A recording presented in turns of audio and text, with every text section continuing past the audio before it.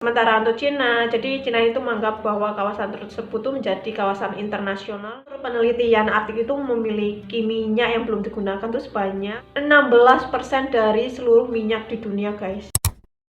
Hai guys, terima kasih yang sudah mengklik video ini dan ketemu lagi dengan aku. Jadi di videoku kali ini aku tuh mau bahas tentang kutub utara, guys. Jadi aku mau tanya kepada kalian nih, apa yang kalian ketahui tentang kutub utara? Mungkin di benak kalian atau di pikiran kalian pasti berpikiran tentang es yang luas. Tapi dibalik itu semua, kutub utara ini tuh menjadi kabar lama yang diperebutkan oleh negara-negara yang kuat ya guys, seperti Cina, Amerika, Rusia. Tapi sebelum aku bahas ke lebih lanjut, seperti biasa dulu guys, kalian tuh harus subscribe dan nyalakan lonceng notifikasinya agar kalian tidak ketinggalan tentang video updatean terbaruku. Oke, gitu aja guys, kita langsung aja lanjut ke ceritanya. Let's go.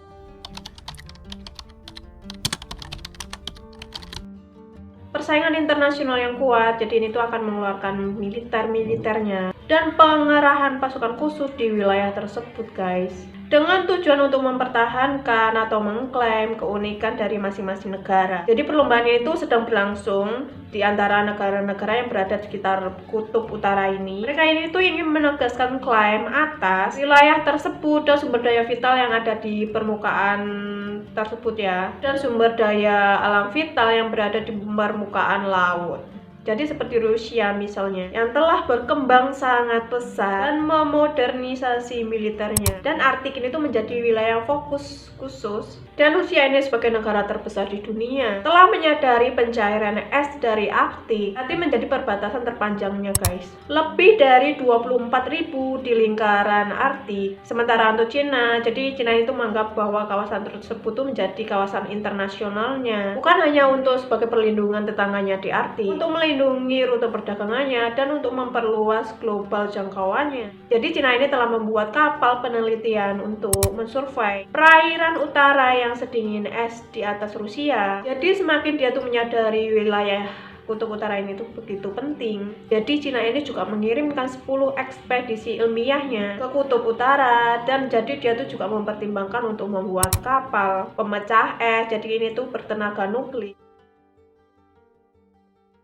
jaringan kereta api, jalan raya, dan pelabuhan guys. Tawaran untuk membeli pelabuhan Skandinavia, dibuat ada jalur kereta api dari jalur Finlandia dan Cina ini tuh dibahas guys. Fokus yang berkembang ini tuh disorot pada tahun 2018 untuk membangun 3 bandara di Greenland dan 1 di Kepulauan Svalbard utara Norwegia. Dan pada Maret 2021, jadi Finlandia itu menolak guys, atas permintaan Cina untuk memperluas pangkalan udara dari Finlandia, sehingga pesawat jarak jauh dari Cina itu dapat beroperasi dari sana guys. Tentunya seolah-olah sebagai tujuan penelitian. Lalu bagi Amerika Serikat ini tuh sebagai angkatan darat, angkatan laut, angkatan udara. Di Amerika Serikat ini itu menekankan kemampuannya untuk pertempuran, ya seperti kemampuan gitulah ya guys di wilayah tersebut.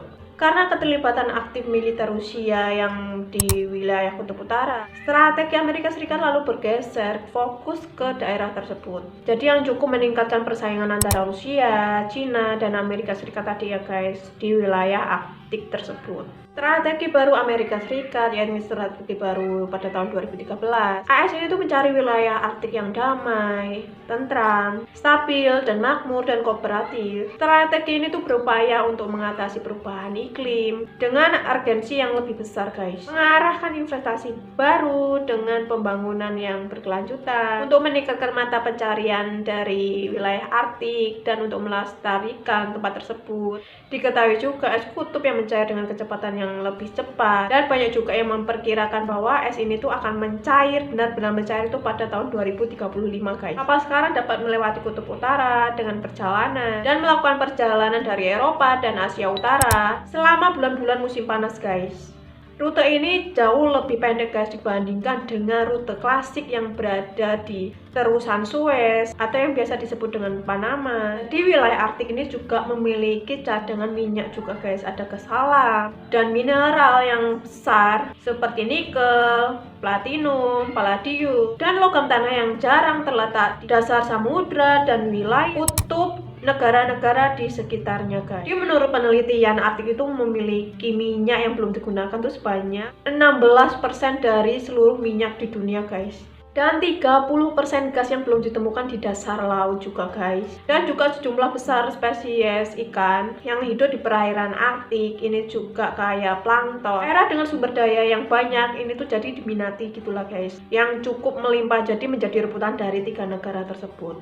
Untuk transportasi komersial, potensi keuntungan rute barat dan timur laut itu tuh sangat besar banget guys. Jadi mengapa alasan kenapa Arktik ini tuh diperebutkan oleh negara Amerika, Rusia, Cina. Jadi itu adalah ada hal sesuatu yang terpendam di dalamnya guys. Apalagi ditambah dengan mencairnya Arktik ini di tahun 2035, tersimpan juga minyak, gas alam, dan kekayaan alam yang berada di sana. Jadi hal wajar ya guys, banyak negara lain yang berlomba-lomba untuk mendapatkannya. Jadi itu videoku kali ini guys, penjelasanku mengapa samudra Arktik ini tuh begitu diperebutkan oleh negara terkuat di dunia ini. Kalau ada kata-kataku yang kurang di dalam video, kalian tuh bisa banget nambahin di kolom komentar ya guys. Kalau ada yang kata yang berlebih, kalian tuh juga bisa benerin di kolom komentar juga.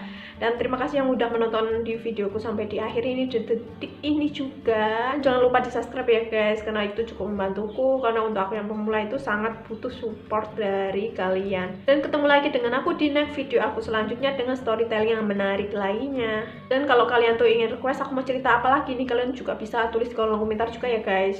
Dan ketemu lagi dengan aku di episode selanjutnya. Bye bye. See you.